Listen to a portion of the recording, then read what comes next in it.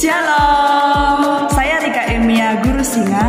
Saya Sylvia Sarah Silitonga. Dalam kesempatan ini, kami akan menjelaskan peralatan liturgi, warna liturgi, dan pakaian liturgi. Selamat menyaksikan.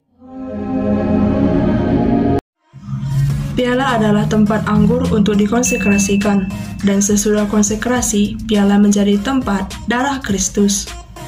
Piala seharusnya terbuat dari logam mulia. Piala adalah lambang cawan yang digunakan Yesus Kristus pada perjamuan malam terakhir, di mana ia sendiri mempersembahkan darahnya untuk pertama kalinya demi menebus dosa-dosa manusia. Purificatorium berasal dari bahasa Latin, yaitu purificatorium, yang berarti sehelai kain lenan. Purificatorium adalah kain berwarna putih yang dilipat menjadi 3 bagian, biasanya berbentuk persegi panjang.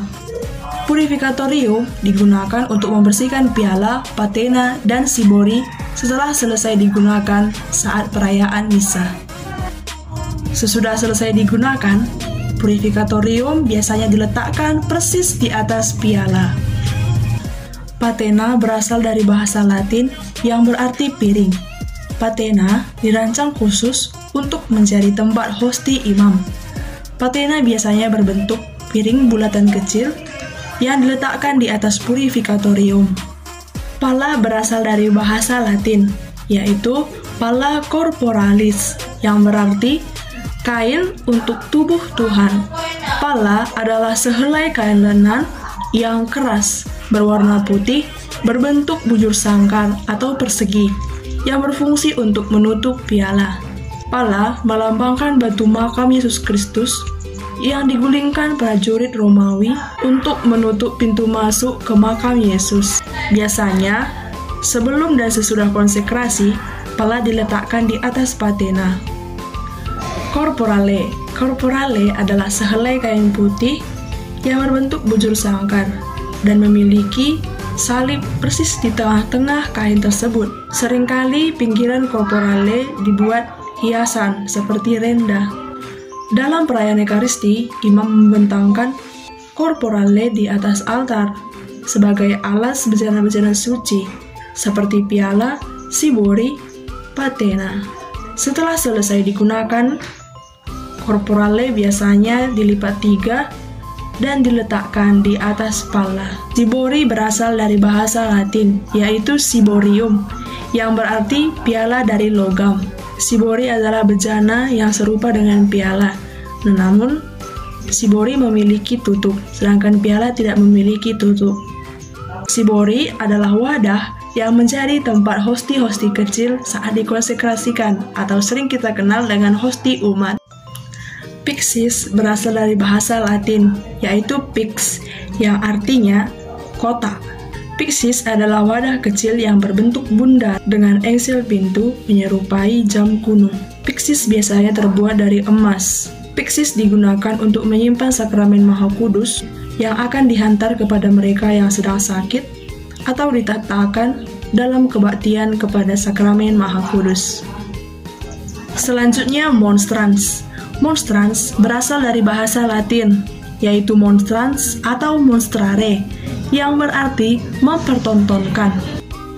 Monstrans adalah bejana suci, tempat untuk mentatakan sakramen Maha Kudus saat adorasi. Selanjutnya, ampul. Ampul adalah 2 bejana kecil. Biasanya ampul digunakan menjadi tempat air dan anggur. Bentuk ampul seperti buyung kecil yang mempunyai tutup di atasnya. Ampul selalu digunakan berpasangan, tidak boleh hanya satu. Jadi, setiap kali kita misa, ada 2 ampul yang akan digunakan. Yang satu untuk tempat air putih, satu untuk tempat anggur. Selanjutnya, lavabo. Lavabo berasal dari bahasa Latin, yaitu lavare, yang artinya adalah membasuh. Lavabo bisa juga berbentuk seperti mangkok, tempat mencuci tangan, atau bentuk seperti cerek. Navicula. Navicula adalah tempat untuk menyimpan serbuk dupa. Dupa adalah getah yang harum dan rempah-rempah yang berasal dari tanaman. asap dupa yang naik ke atas melambangkan doa-doa umat beriman yang sampai kepada Tuhan. Aspergillum. Aspergillum berasal dari bahasa Latin, yaitu aspergere, yang berarti mereciki. Aspergillum adalah tongkat pendek, di ujungnya ada aluminium berbentuk bola yang memiliki rongga-rongga atau berlubang-lubang. Aspergillum biasanya digunakan saat pembaharuan janji baptis, maka imam akan mereciki seluruh umat.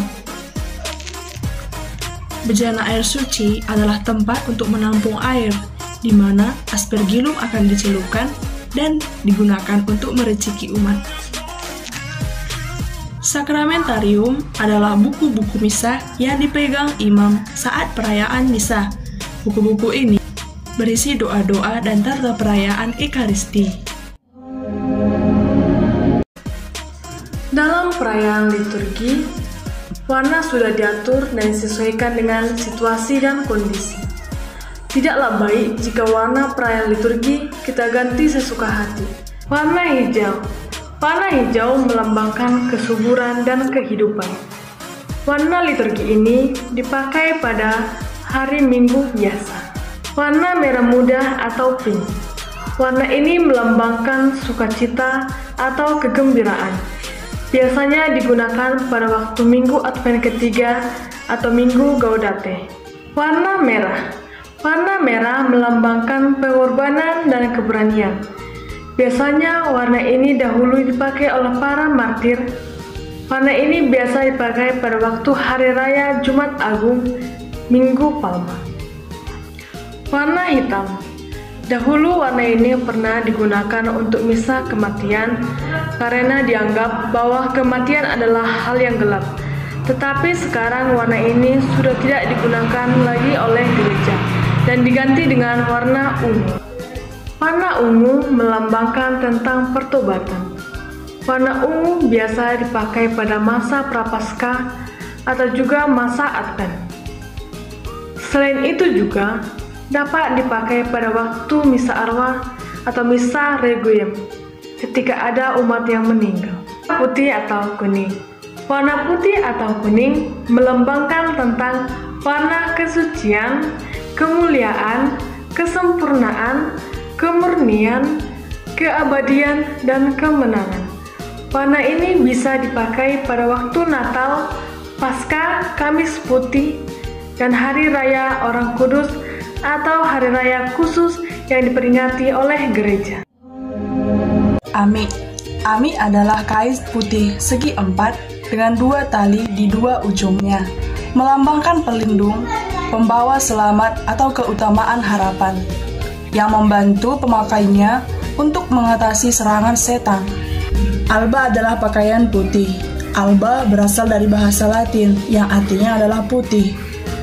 Alba menjadi simbol kesucian dan kemurnian yang seharusnya menaungi jiwa diakon dan imam yang merayakan liturgi.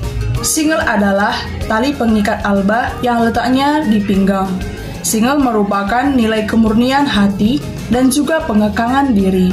Superpil merupakan pengganti alba, namun panjangnya tidak seperti alba, biasanya juga berwarna putih. Jika memakai kasula dan dalmatik, imam dan diakon harus memakai alba, bukan superpil. Jika hanya memakai stola, maka imam dan diakon boleh memakai superpil di atas jubahnya. Kasula. Kasula merupakan busana khas untuk imam, khususnya selebram dan koselebram utama yang dipakai untuk memimpin perayaan Ekaristi. Kasula melambangkan keutamaan, cinta kasih, dan ketulusan untuk melaksanakan tugas yang penuh pengorbanan diri bagi Tuhan. Warnanya sesuai dengan warna liturgi untuk perayaannya. Stola adalah semacam selendang panjang, simbol bahwa yang mengenakannya sedang melaksanakan tugas resmi gereja, terutama menyangkut tugas pengurusan atau imamat. Dalmatik dikenakan setelah stola diakon. Ini adalah busana resmi diakon tak kala bertugas melayani dalam misa atau perayaan Ekaristi.